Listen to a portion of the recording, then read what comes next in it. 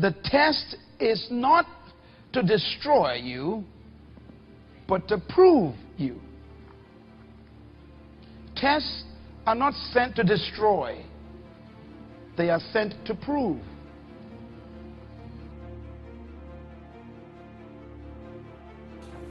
But the stuff that I was doing that was meant for evil, when God put his hands on you, he can take all that and flip it over for something good. My ability to stay out late at night has enabled me to do my job and handle my business. But I got that from back when I was staying out late at night.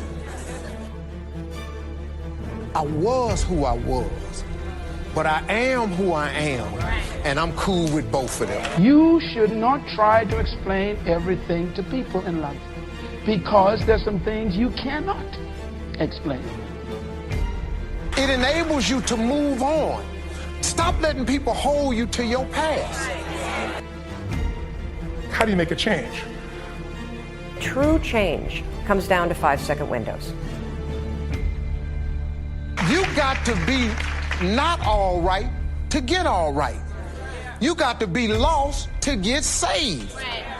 You got to have been through something to know something.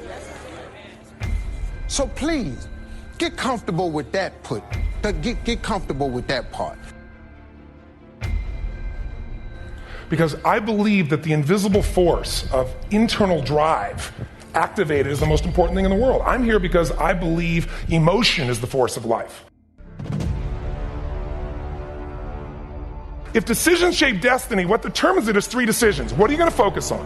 Right now, you have to decide what you're going to focus on. In this second, consciously or unconsciously, the minute you decide to focus on something, you got to give it a meaning. And whatever that meaning is produces emotion. Is this the end or the beginning? Is God punishing me or rewarding me, or is this the roll of the dice? And emotion then creates what we're going to do, or the action. Don't be afraid to fail. There's an old IQ test, was 9 dots. And you had to draw 5 lines with a pencil within these 9 dots without lifting the pencil. The only way to do it was to go outside the box. So don't be afraid to go outside the box. And anything you want good, you can have. So claim it. Work hard to get it. So think about your own life, the decisions that have shaped your destiny. And that sounds really heavy, but in the last 5 or 10 years, 15 years, haven't there been some decisions you've made that if you made a different decision, your life would be completely different? Because if you don't develop simply the ability to get up when you said you would, to eat what you said you would, to exercise because you said you would, to talk in a way to your kids that's patient because you said you would, you will never have the self-confidence to succeed in any environment. You won't.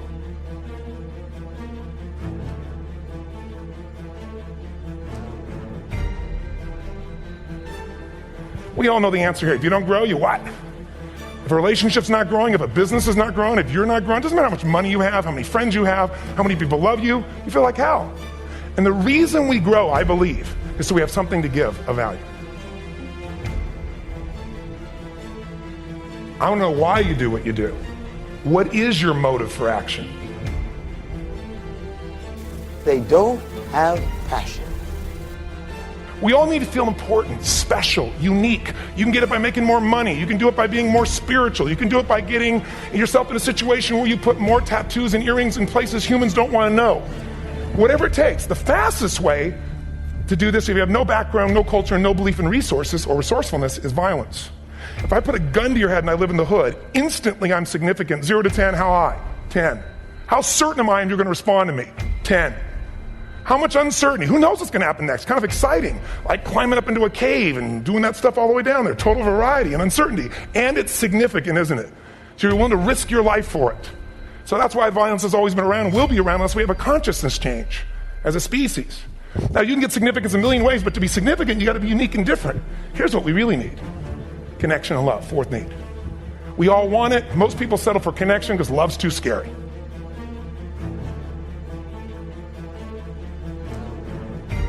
So the greatest capacity, I believe, in the next 10 years for people, particularly as technology accelerates, is do you have the ability to focus on what matters, and do you have control over your thoughts and actions? You know, when you have a glimpse of your vision, of your purpose, you don't believe it either. Because God's dream for you is much bigger than what you're thinking. As a matter of fact, society is working against God's dream for you because society already told you what you can and cannot do. You know, you can always tell when your dream is from God. It's much bigger than what your parents thought. Even you got trouble believing it. Everybody thinks you're crazy. You must grow. If everybody agrees with you the first time you tell them your dream, it's not from God. If a dream is from God, you have to be totally rejected before you can be accepted.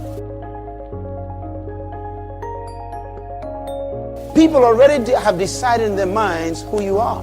And when you decide to be who you were born to be, it disappoints them. That's why they end up hating you, and they begin to almost become antagonistic against you. But don't let antagonism make you believe that you are wrong. Resistance is usually a sign that you're right, because it means you're breaking out of people's expectation of you. And by the way, very few people in this earth have high expectations for you. You cannot be successful if you don't know where you're going. Vision gives you an address that you're supposed to go toward. Without vision, you can go any route and it'll get you anywhere. But with purpose and vision, you know who to say no to, what corners to take, what streets to go on, who to be with. You see, if you don't know your purpose, then anything is right. If you know where you're going, then you know which roads will take you there. If you know where you want to end up as a destination, then you know which route will not get you there. So you discipline yourself by not turning off on the wrong exits. You know, as I was driving to this place today, we drove a highway and there were exits all along that street. But you know, the driver didn't turn on any exit. He knew the destination of this place. And the destination controlled which exit to take. You know, there are people who are good friends, but they're not right for what you want to accomplish. There's a route I must take. I must discipline myself. So when I was 14 years old, my friends offered me cigarettes. My friends offered me beer. My friends offered me alcohol. I went to parties and discos with my friends, and I tell you, they began to offer me all kinds of sex and everything else. And do you know, I never had sex in my life as a teenager. I was a virgin when I got married at age 25. I never smoked a cigarette in my life, not because I didn't want to, or not because I was not asked to or was tempted to. I never drank a beer in my entire life, never. I never drank alcohol in my life as a social aspect of my experience.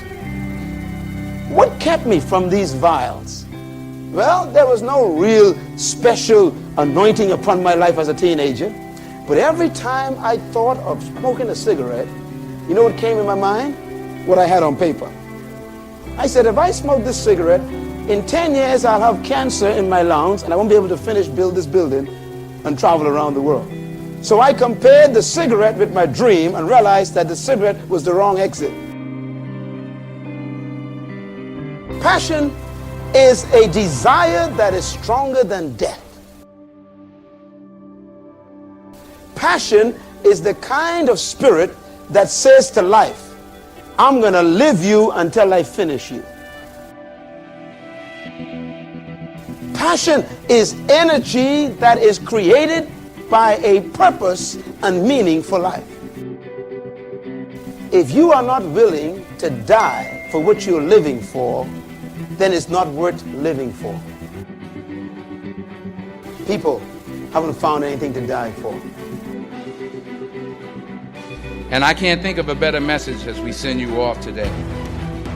To not only take risks, but to be open to life, to accept new views, and to be open to new opinions.